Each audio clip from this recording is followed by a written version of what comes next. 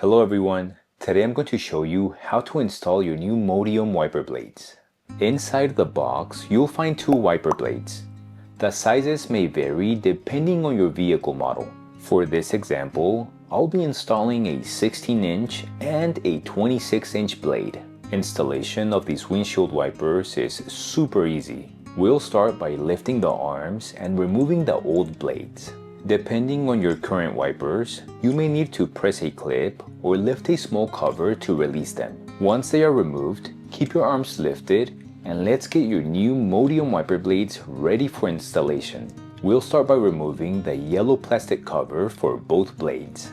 Next, lift the blade's locking cover and hook it onto the wiper arm. Once it's in place, close the cover until you hear a click, meaning it was properly installed and it's securely locked in. Finally, we can lower the arms and your new Modium wiper blades have been installed successfully. If you have any questions, feel free to reach out. We hope you found this video helpful, and thanks again for choosing Modium.